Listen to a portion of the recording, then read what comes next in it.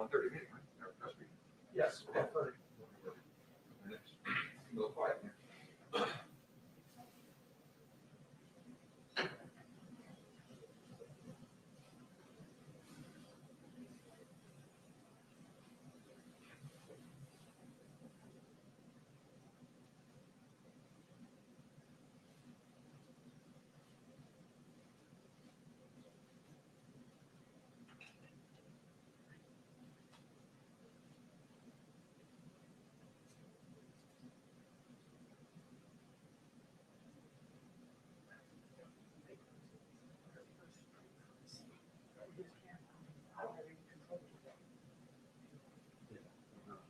In fact, look here, channel one, see channel one there?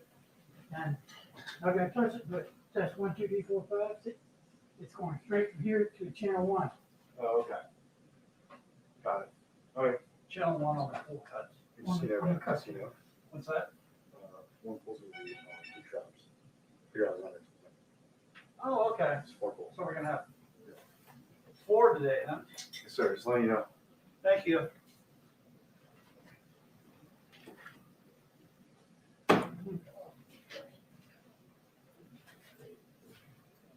You got your homework. You know what? You didn't do your homework at home today? This thing doesn't add up to that. Why would that be? Did you have the same issue? I'm not, you know, I mean, I added all these, and then, is there, something crazy? and so, and then it starts anew right here, down to here. And then there's the other. So, I mean, I don't really remember. The thing is, just go, Yeah, I did all I that mean, part. I know, I understand, I'm just like, this has to add up to what you paid, like, Well, you would think, but it doesn't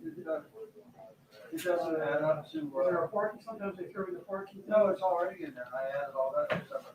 Parking and the sales tax part. Right. But it comes up like about $43 shorter. Then, if you know what it is short, then go in here, I mean, it's an accounting, you know, find what adds up to $43. I looked at that 3 to 4 times. Yeah, I'll do that right after. Well, we got the whole brain trust. Maybe you should do it, you should do it turn free. Okay. Yeah. We're gonna change his name to Chrome River.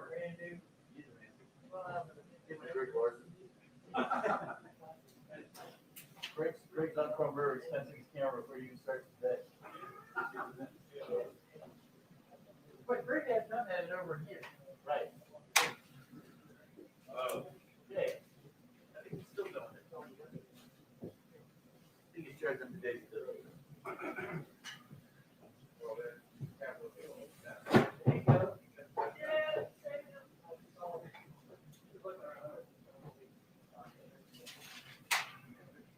Mark it down.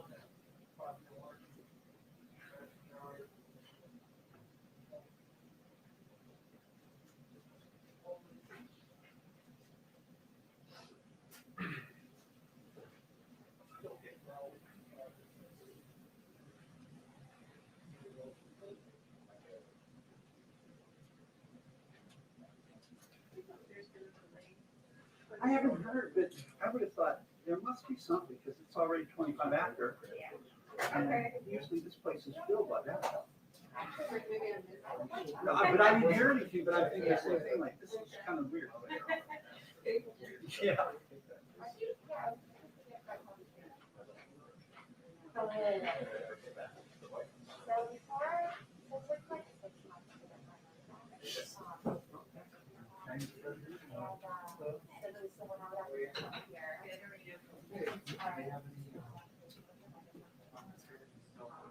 Yeah, no, there we go.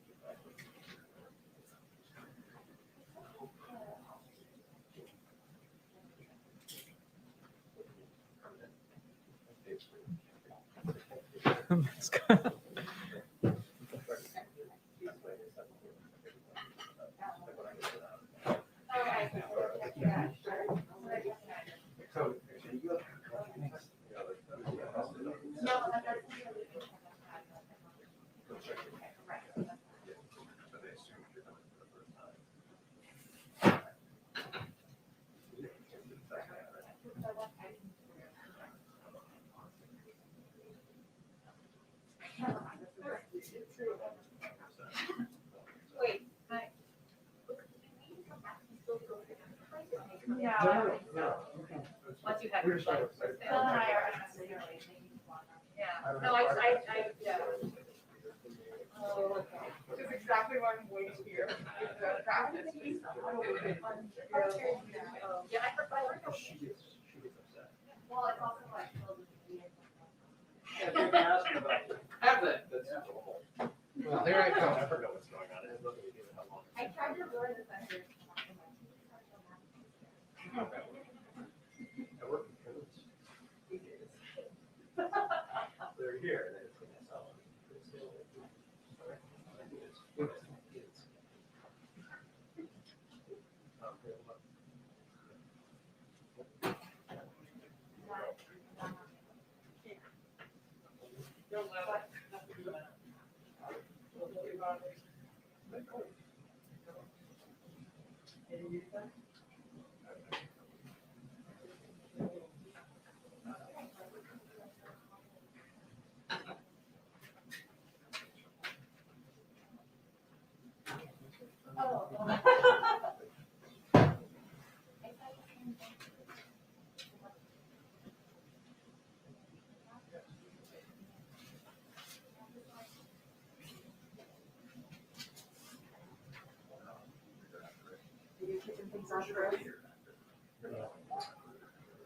What's your topic for your first two?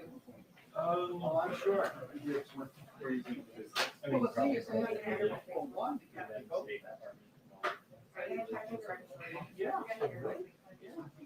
At one point, I have to. Oh, like, it went away, yeah. But think about it, it was one company hanging out somewhere, you know, so show five. Right.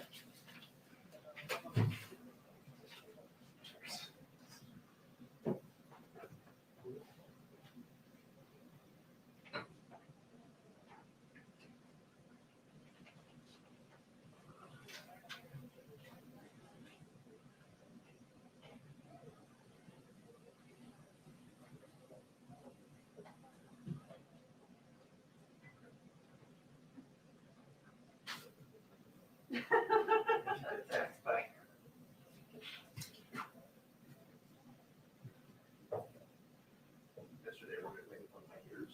So like, Wait, what? we were making fun of the size of my ears. You look bigger with your mask. Because of the mask. I'm wearing a mask. No, I know. It's like, what? Your wife's comment was quick. Now I'm gonna look at your ears every time I look at your. I know, right? Like, At least for women, we can hide it with our hair. Yes, you can. that's what I'm working on. I'm trying to. Another way in which you have an advantage. Yes, exactly. Women are so Keep going down this inherent. path. Keep going down this path. That's good. Yeah, they're so blessed. Yeah. Summer You wardrobe. want it, you want it. Summer wardrobe. That's the other one you have an advantage on, I'm right? not gonna stay right where you are right now. Why? Because this isn't gonna, Why not? this isn't gonna start on time, Brian. You don't think? It's just Psaki, right? Isn't it? You don't have a guest briefing, do you? Not that anyone's told us it yet. And I'm over here. Yes, that's right. You're right by the door. You're. Oh, yeah.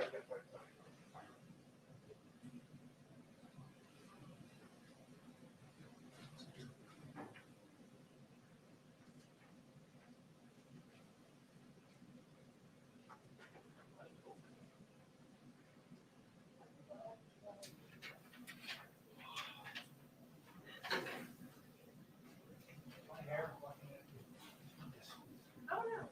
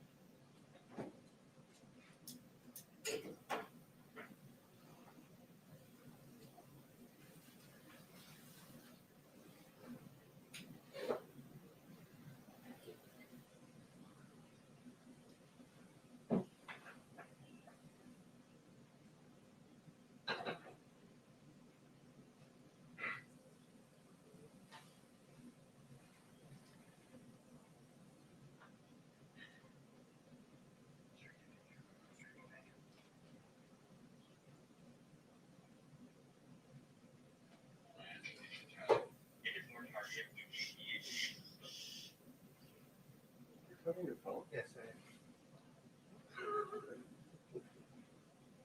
Voice activated shushing. am. No, that didn't work.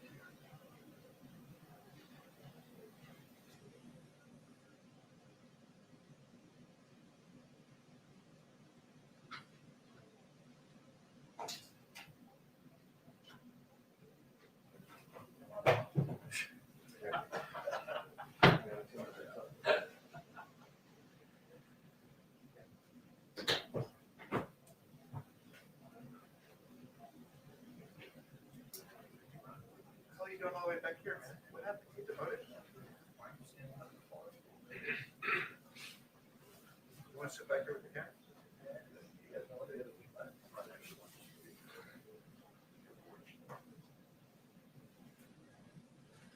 Yeah, do something.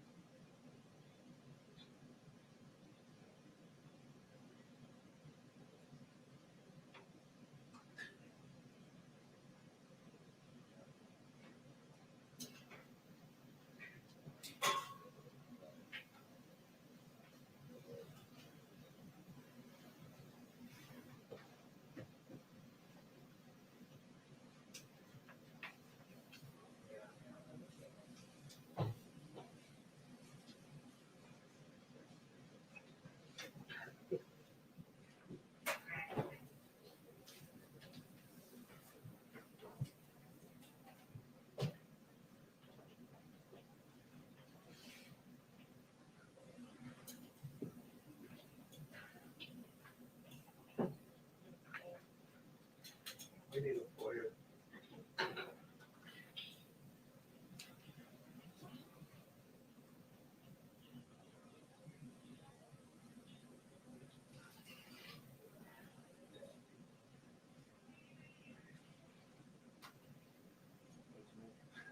No. You should tell it to shush. I know. 2-minute warning for the press briefing. 2-minute warning. Thank you.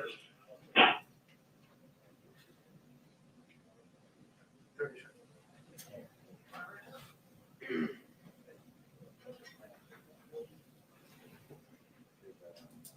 It's fired up. Brian, come by, Dave. Come on in, Chip. Thank you, brother.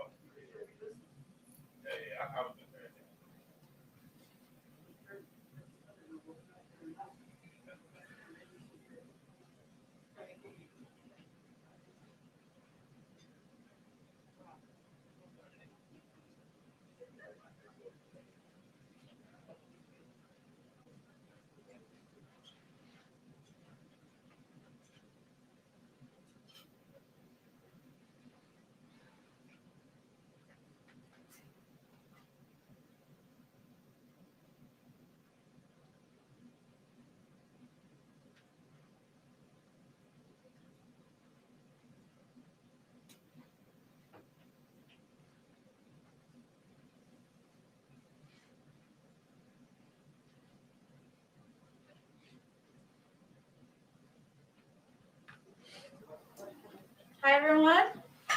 Hi. Hi. Good afternoon. Just have a couple of items for you all at the top. I was a little worried about getting that mask off with the earrings. Okay, successful, good start. Today, President Biden joined the House Democratic Caucus meeting by phone to discuss the American Rescue Plan. The president made clear that the American Rescue Plan was designed to meet the stakes of the public health and economic crisis, and the President Caucus agreed that a final package must address the crises facing working families, including housing and food insecurity and reopening schools. President Biden said the cost of inaction and doing too little is greater than the cost of doing too much. The president also had the opportunity to meet in the Oval Office just a few minutes ago with Leader Schumer and the Democratic chairs of the Senate committees with jurisdiction over the American Rescue Plan as part of his ongoing engagement with lawmakers from both sides of the aisle. During the meeting, they had a productive conversation on the status of legislative proceedings on the package.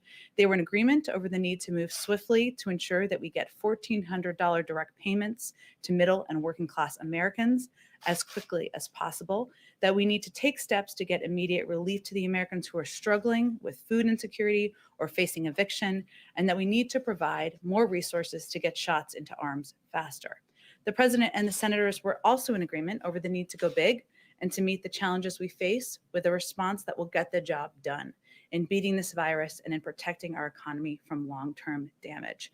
During the conversation, the president and Democratic leaders also agreed to continue working to find areas of bipartisan agreement in an effort to integrate ideas and make the process as bipartisan as possible. There have been lots of questions from some of you and others about the differences between the president's plan, the Democratic plan, and the plan that has been proposed by 10 Republican senators.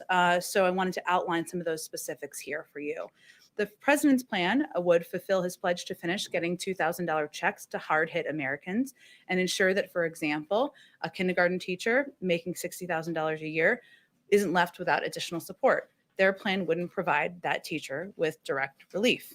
The president's plan would give Americans who are out of work through no fault of their own a $400 weekly supplement and the certainty that it would last through the worst of the pandemic. Their plan would give unemployed Americans less money and therefore less certainty.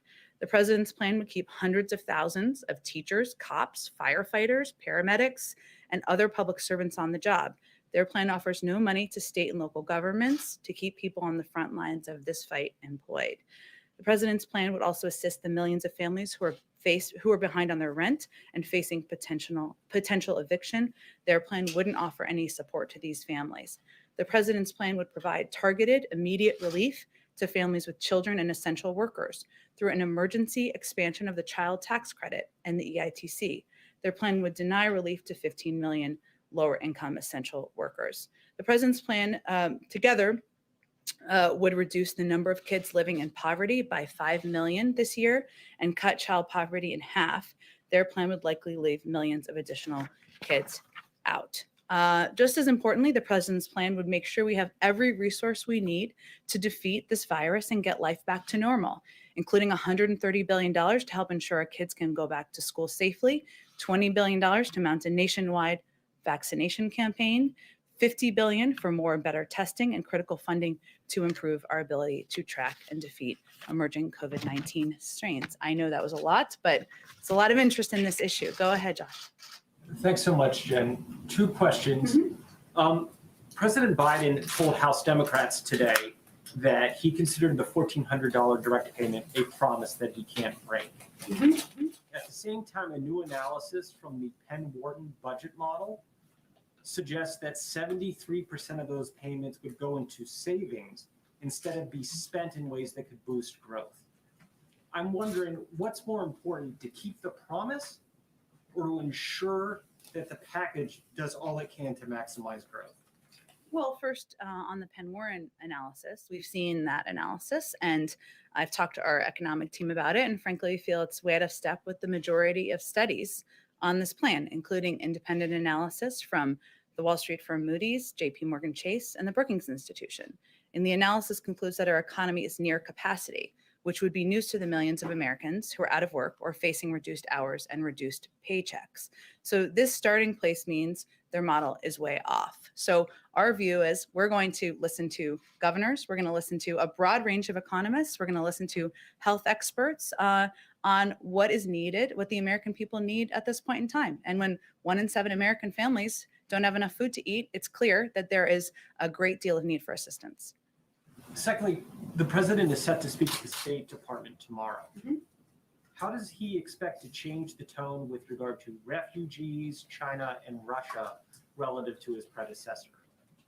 Well, first, I would say the president's visit tomorrow, which we rescheduled because of snow, is largely focused on his desire to thank the men and women who are foreign service officers, civil servants, who are the heart and soul of that institution and, frankly, our government. And I worked there for 2.5 years. It's an incredible place, and they've had many of them have had a challenging couple of years. But he will also, of course, talk broadly about foreign policy. How could he not if he is there? This will not be a lay down of his vision for every issue and every foreign policy issue. He will have plenty of time to do that. So I just want to kind of expectation set on what to expect for tomorrow. But you were also asking about the difference between his approach on Russia and China.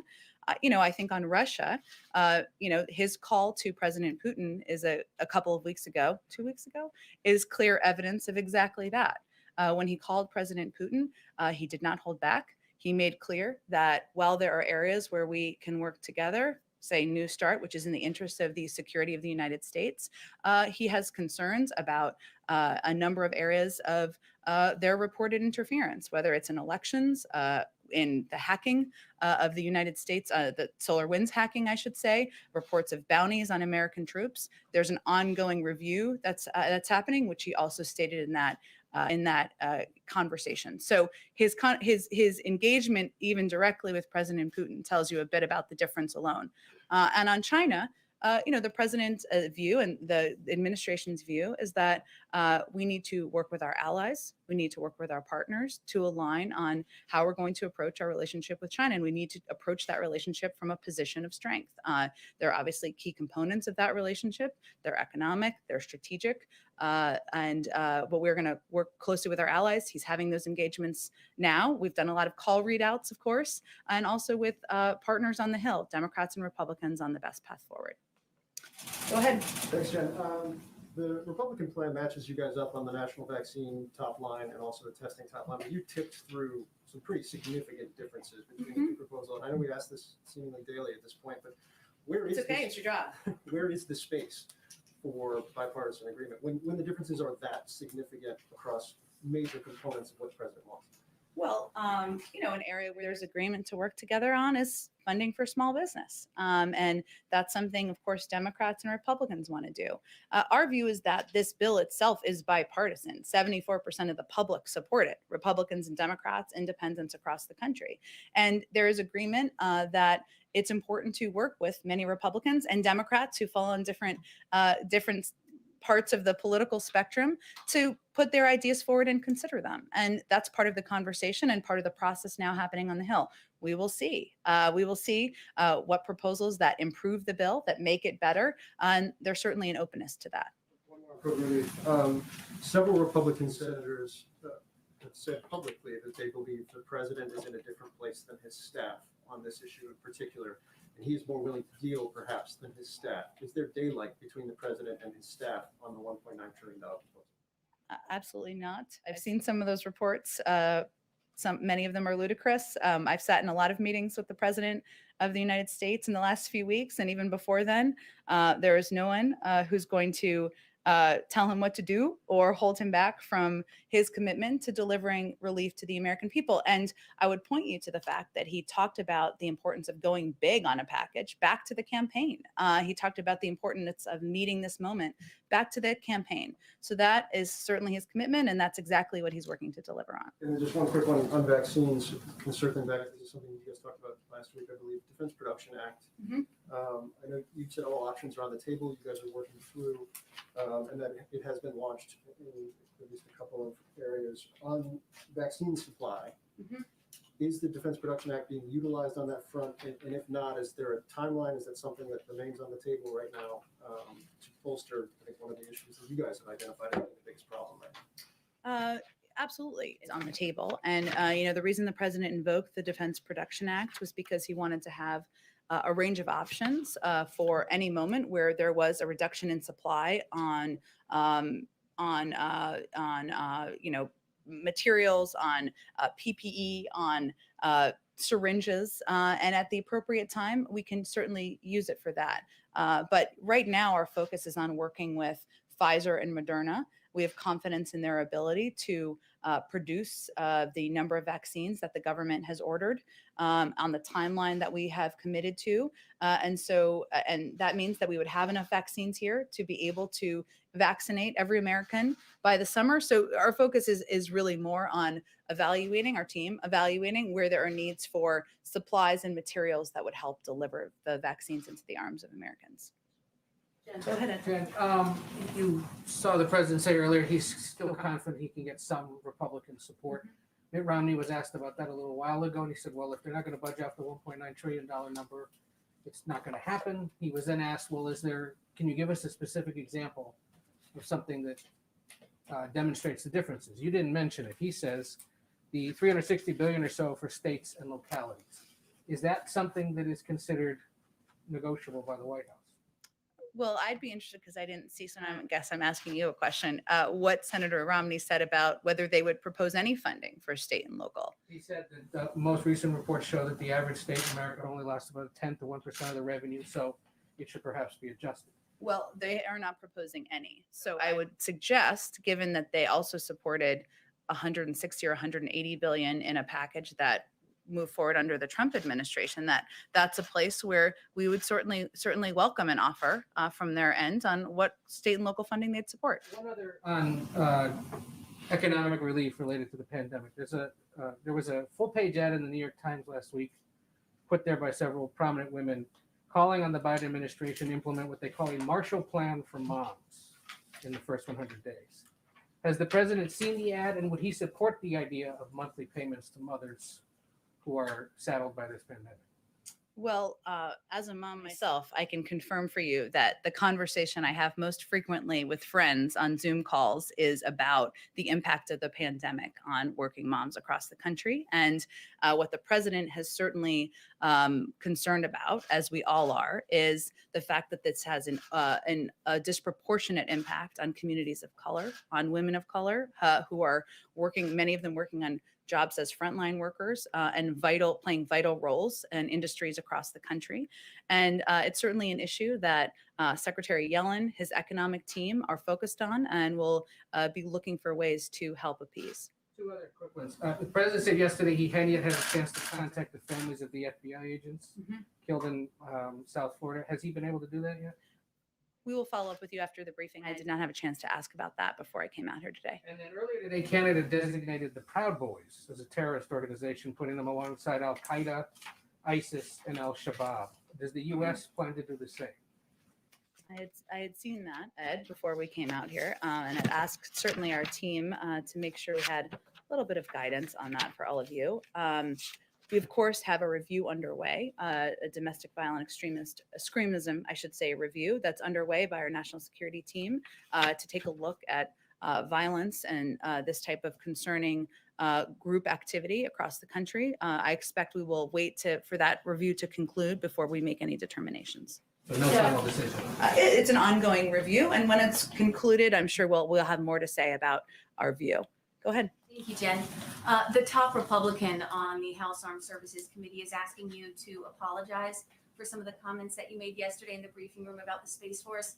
Will you apologize?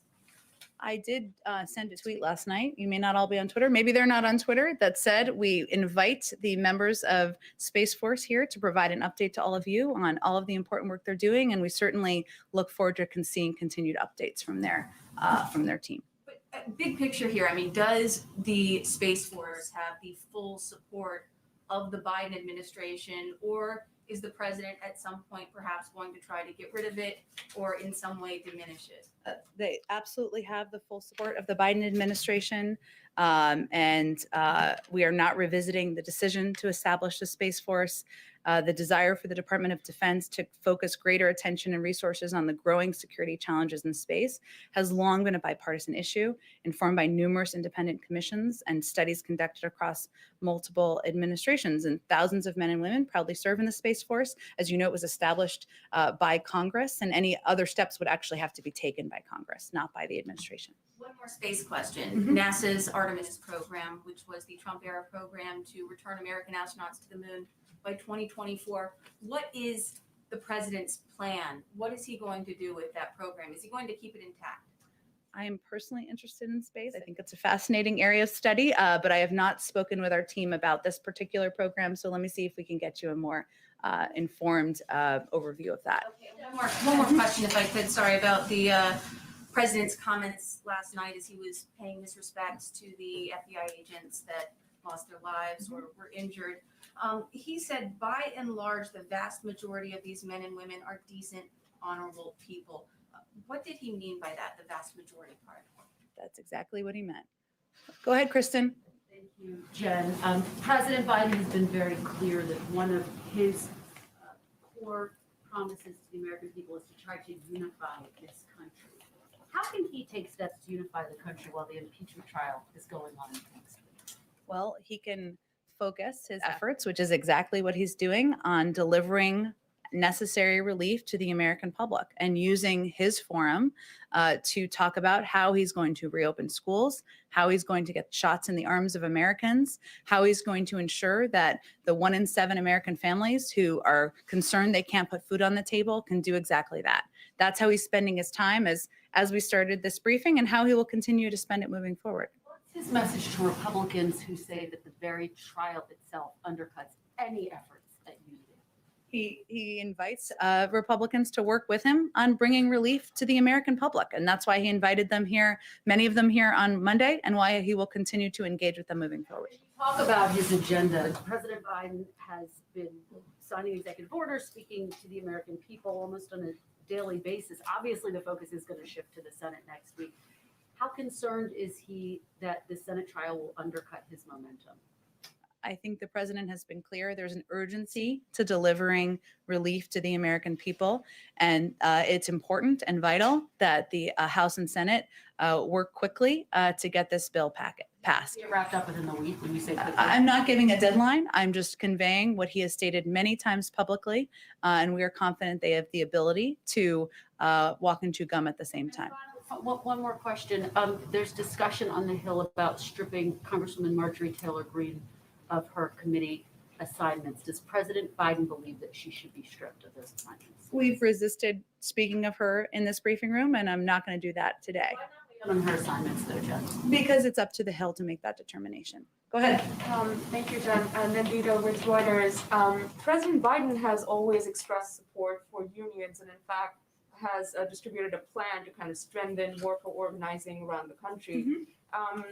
There are thousands of workers at an Amazon facility in Alabama that are currently gearing up to cast a vote and potentially form a union inside the company. This will be the first of its kind inside Amazon. Does the White House and President Biden support their efforts to organize and form a union? As you've noted, the president is a strong, longtime believer and supporter of the efforts of labor unions and workers. I have not spoken with him or our economic team about this particular report, nor had I seen it before I came out here. If there's anything more to provide you, we're happy to follow up with you directly. And I did have another Sure. question on Secretary Yellen calling for a meeting with top financial regulators on GameStop. And we understand the meeting is likely to happen this week. Will the meeting be held on Thursday?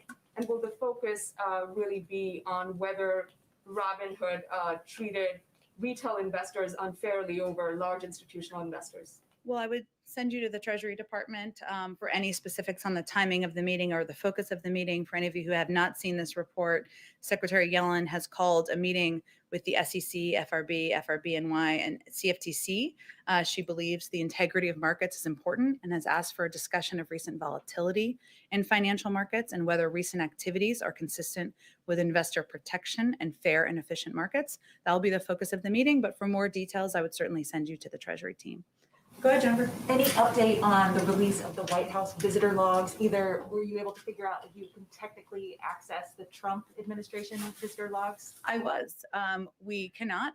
That is under the purview of the National Archives. So I'd certainly point you to there. And in terms of the our plans to release the visitor logs, we do plan to do that on a quarterly basis, just as the Obama-Biden administration did as well. And then one other thing also on unions, Mitch McConnell was critical today of giving generous funding to school districts where the unions are not allowing the schools to open. Do you have any reaction to that? I would say that the purpose of giving funding or supporting funding and getting it to school districts is to ensure that teachers are safe, that kids are safe, that there is necessary PPE, that there is ventilation in the school, that there is the environment that allows for children to return safely. And that is the president's focus. That's why he also wants to reopen schools and wants them not to just reopen, but wants them to stay open, which as a mom, that is pivotal. But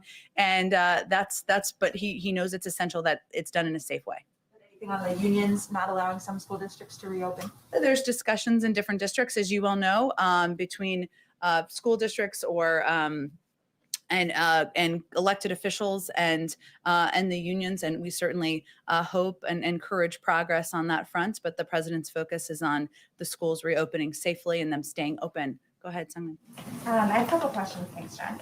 So during the Georgia runoffs, President Biden campaigned specifically on $2,000 stimulus checks. And obviously, as we've discussed, the payment is $1,400. There doesn't seem to be an active discussion on actually raising that amount. So is that a broken promise to voters who may have been expecting $2,000 checks if Democrats won? And would the administration be open to raising that amount? Well, you're right that the president is very focused on ensuring millions of Americans receive those checks and that pivotal relief at this point in time. There was $600 payments, as you know, in the $900 billion package that passed in December. This is $1,400. Together, that's $2,000. So it would be delivering on the promise he made, and it's something that he is firmly sticking by. Another question on immigration. The Biden administration has extended temporary protected status for Syrian nationals. Obviously, the Trump administration cut off TPS protections for many other countries, such as El Salvador, Nicaragua, and Haiti. So does the administration plan to reinstate those TPS protections for those countries? It is all under review at this point in time. And obviously, the president has talked about his own commitment to reinstating TPS in certain cases, but it has not, the review has not been complete at this point in time. Go ahead. Thanks, Jen. Earlier today on the call with House Democrats, the president talked about better targeting the stimulus checks. I'm wondering if you could just explain what he meant by that and what might be under consideration. Sure. Well, as we've said in here a few times, but I know this is an ongoing process. You know, the president, having served in the Senate for 36 years, fully recognizes that the bill he proposed, that he did a primetime address on 2 weeks ago, that may not look exactly like the bill that comes out. And he knows that. That's part of the legislative process. So further targeting means not the size of the check. It means the income level of people who receive the check. And that's something that has been under discussion. There hasn't been a conclusion, but certainly he's open to having that discussion. And I also want to ask, in the previous administration, often when coronavirus cases came up in the White House, people tested positive. It came out in the news media. I was wondering if this White House has a policy on releasing information about people who test positive in the White House or in the administration who have contact with White House officials. Sure. Well, if for anybody who covered the campaign, and I was not on the campaign, but what they tried to do was be very transparent about anyone who had any contact with, would have been in close proximity to the president or vice president. and release if they had a COVID positive test. And so we will certainly model that transparency if and when that occurs here, and venture to provide accurate and up-to-date information as quickly as possible to all of you, not through the media, but directly. I mean, you are the media, but you know what I mean. Go ahead. Hi, thanks, Jen. I have one question and then one from a colleague who can't be here due to social Sure. distancing. The CDC director is saying that the vaccination of teachers is not a prerequisite for safe reopening of schools. Does the White House agree with this? And should states be prioritizing teachers over other essential workers in the vaccine line? Well, I saw the comments of Dr. Walensky, but I will say that even she would say, if she were standing here, she's welcome to come anytime, but she's in Atlanta, that they have not released their official guidance yet from the CDC on the vaccination of teachers and what would be needed to ensure the safe reopening of schools. And so we'd certainly defer to that, which we hope to see soon. The president himself has talked about the importance and the priority of vaccinating teachers. And in most states, they're in the 1B category of vaccination. But it is up to states to determine prioritization. Obviously, there's federal guidelines, and we work closely with governors, but we leave it to them. But certainly ensuring teachers are vaccinated, prioritizing teachers is important to the president. And this is from a colleague. Oh, sorry, go ahead. Yeah, following the 2020 election, 28 states have brought forward 106 different bills related to voting access, according to the Brennan Center for Justice. Is President Biden keeping track of those efforts, and will he talk with states to ensure Americans aren't restricted from voting in future elections? Well, the president's priority is certainly ensuring, and the vice president's priority is certainly ensuring more people, not fewer people, have access to voting, and that it is easier, not harder, to do that. We saw some examples of voting by mail or early voting given COVID that could be models for the future. It's certainly an issue he's following and his team keeps him abreast on. I don't think there's been an update in since he was inaugurated to him, but it's certainly an issue he cares personally about, as does the vice president. Go ahead and back. Yeah, good afternoon. Owen Jensen with EWTN Global Catholic Network. President Biden has stated he wants to unite the country. In the first 2 weeks he's been in office, however, and much to the great disappointment of pro-life Americans, he has revoked the Mexico City policy. He has ordered a review of Title 10 and issued a statement strongly supporting Roe v. Wade. Is the president going to make any effort to reach out to pro-life Americans in his administration? Well, those have long been the president's positions, and he certainly was just restating them and delivering on promises he made on the campaign trail. But the president will reach out to all Americans, and that is how he's going to govern, what he talked about in his inaugural address, and he has every intention of delivering on that promise. If I may follow up on that, you described him as a devout Catholic. Will he use his faith to guide him in any policy decision making? He does attend church nearly every weekend. And that's something that's important to him personally and to his family. And he's talked about the impact of his faith on healing and everything he's been through as a human being. So certainly it's a guide to him as a human being. Go ahead. Thanks. Earlier, you mentioned a number of topics that Presidents Biden and Putin had discussed. One that you didn't mention is the two Marines who are imprisoned, Trevor Reed and Paul Whelan. Trevor Reed from Texas had an appeal today in Moscow. The U.S. ambassador called his conviction a mockery of justice. What is the U.S. doing to secure their release? And do you consider these two Marines to be hostages? Well, Ambassador Sullivan, who I think you were referring to, today called Trevor Reed's trial a mockery of justice, and we certainly agree. And as you know, we have a range of means of communications with the Russians at several levels. We have a Secretary of State who's now confirmed. We have a National Security Advisor, and we have a number of officials in the State Department. But I'll use this as an opportunity to once again call on Russia to swiftly release both Mr. Reed and Paul Whelan. And doing so on the heels of extending New START would demonstrate that Russia is ready to move past intractable issues within the bilateral, lots of bipartisan talk in here today, bilateral relationship. But that's our view, and we certainly raise this at every opportunity. Are sanctions or any other consequences under consideration? Well, there's also a review we've announced here, of course, and I talked about a little bit at the beginning of our relationship, and certainly a number of issues that are being looked into by the national security team. And once that review is concluded, we'll have more to say on our policy moving forward. Does the administration consider them to be hostages? I don't think I'm going to add a new category or categorization from here today. Go ahead. Jen, I want to follow up on ventilation in the schools in terms of reopening them safely. How exactly does the White House see that playing out? Is the president saying that no school should be reopened unless they get a brand new or renovated ventilation system? I think the president is saying that, and the CDC, I should say more importantly, and our health and medical experts are saying that ventilation and proper ventilation in schools, and especially schools, public schools that have don't have often the benefit of tuition and things along those lines, need to have proper ventilation. We've seen from health and medical experts that that is something that contributes to ensuring the safety of people and indoors, which is part of what school is. So they're just conveying that that's an important component of looking at school safety and how we can reopen schools. So it's not a prerequisite. Well, there haven't been prerequisites set. There have been broad objectives that have been set by the CDC and others. They have also not put out their specific detailed guidelines yet, and we'll look forward to seeing those and abiding by them and communicating about them from here. Go ahead, Josh. The president has said he really wants to protect the middle class. And I'm wondering, when it comes to things like direct payments, what's the income range by which you define the middle class? Like, how much does someone who's middle class, how much do they earn? What's the range?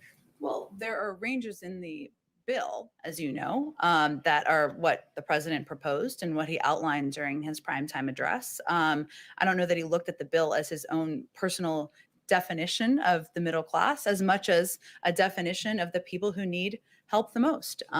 So that bill is a rough range on how you're thinking about it? I think I just said it's not the definition. He wasn't looking to answer the question for economists around the world on how to define the middle class. He was defining who needs help the most now. And that's how the bill is defined and why he's so focused on ensuring those checks go out to the American people.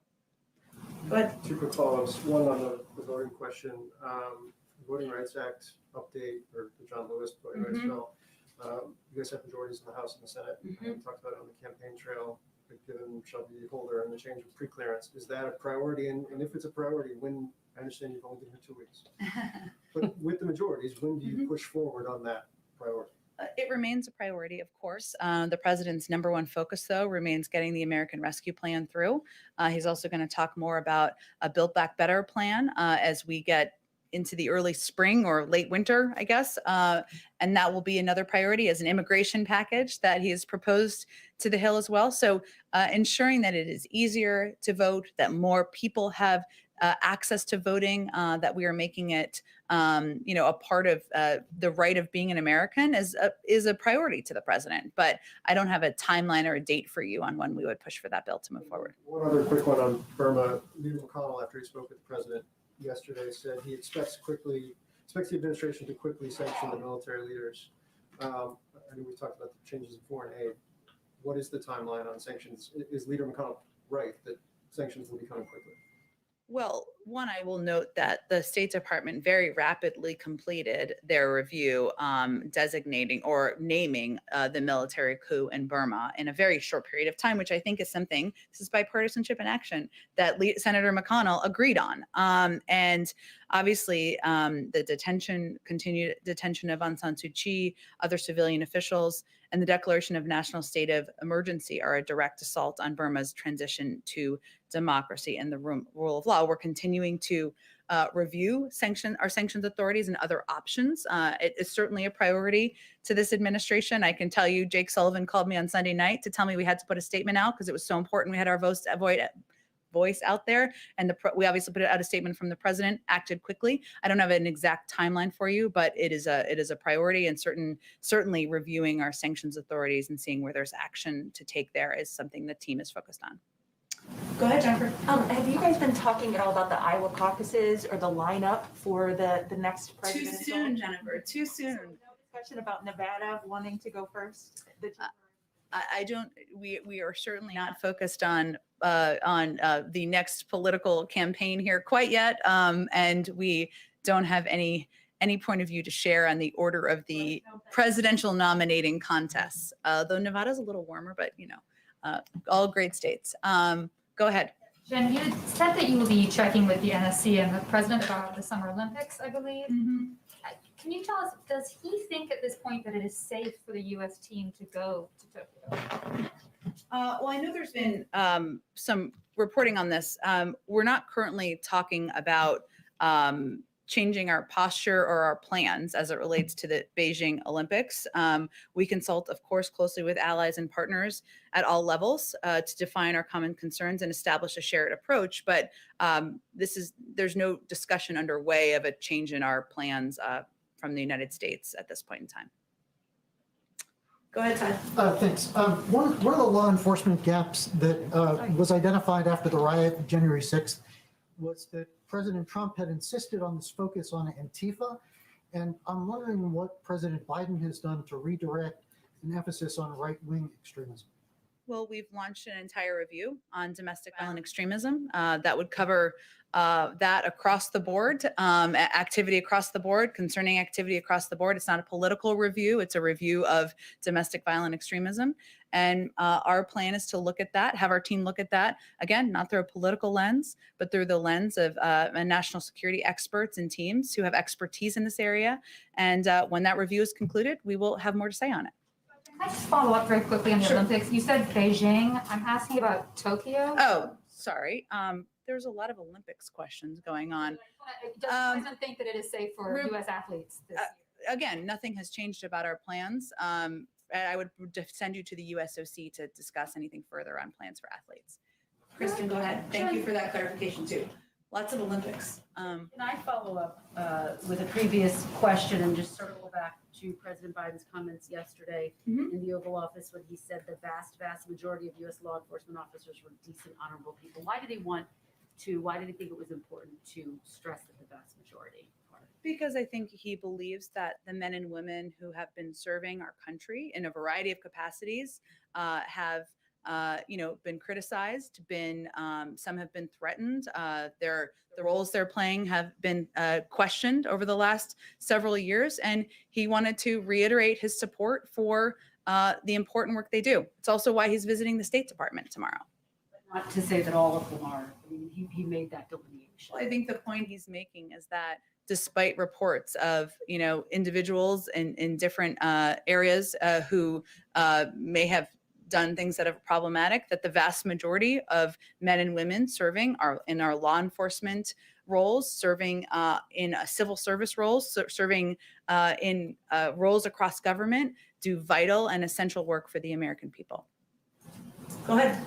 Thanks, Sebastian Smith, AFD. So I know, I remember your mask. It stands out. It has flamingos on it, in case anyone's wondering. I'm the flamingo guy. Too late. Uh-oh. Sorry about that. I'm gonna owe you a drink later. Sebastian Smith, flamingo guy. Okay. Again, on sanctions, this time on Russia, is there any discussion of targeting people close to Putin over what's happening with Navalny and the opposition there? And has the president talked to EU allies about this? The president has certainly spoken with a number of European allies about a range of issues of mutual interest, of course, including Russia. In terms of what sanctions options may exist or what options in terms of a response may exist, president, of course, reserves the right to respond in the manner and course of his choosing at any point in time. But we're going to let this review complete, and then our policy teams will make decisions about any specific steps they'll take in response. Okay, a little one related, but not exactly the same.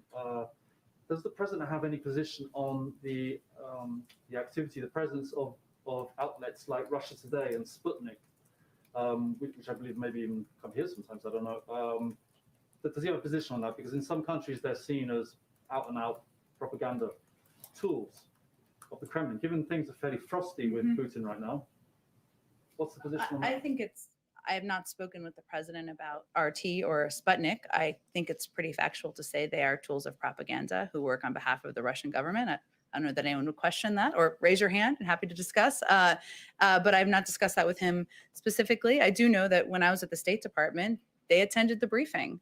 I had a little fun with them from time to time, but they attended the briefing. They asked questions, but I think there's no question as we're trying to decipher information that's accurate and inaccurate, it's important for the American people to know that there are outlets working on behalf of foreign governments who have an agenda, and they're not playing the role of free press and free media as you all are. With them working in the White House, for example? I haven't seen them around here. I'm not sure if they're in the White House Correspondents Association.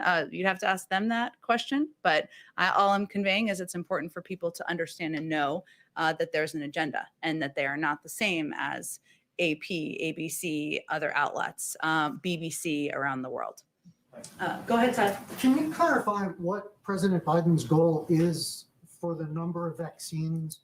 I thought he had raised it to 150.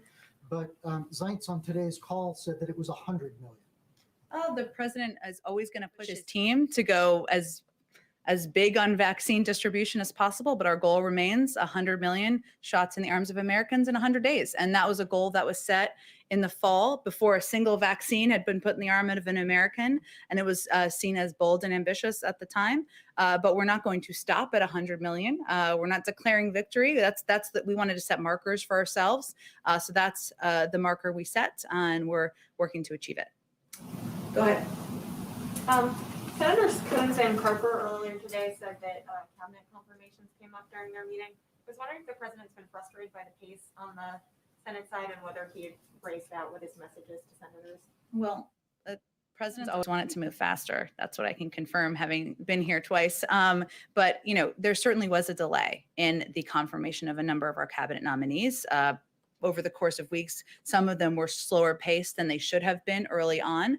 And there are people we would like to see in place. Obviously, Ali Mayorkas was fortunately confirmed yesterday to Secretary of Homeland Security. We'd, of course, love for the Senate to move forward with the confirmation of Attorney General Merrick Garland, future Attorney General, I guess I should say, Merrick Garland, in order to deliver on the president's promise of an independent Justice Department that's not influenced by politics. That would certainly be a break in the past. So there are still key positions that have not moved through the confirmation process that we are eager to see move forward. We have seen, though, some progress in the last week or so, and a number who have moved forward.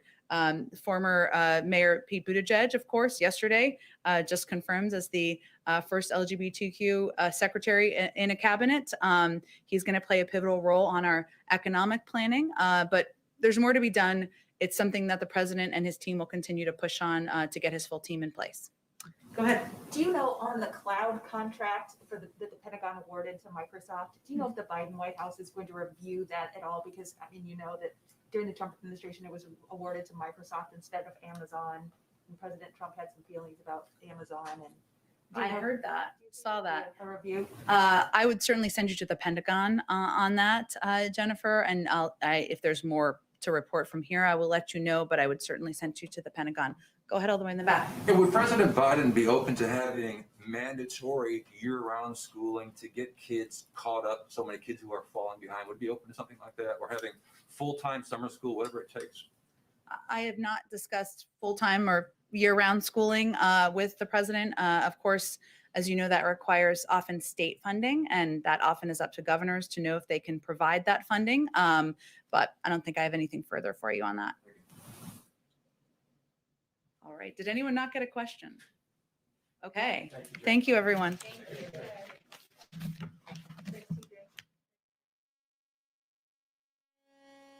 Just sat here.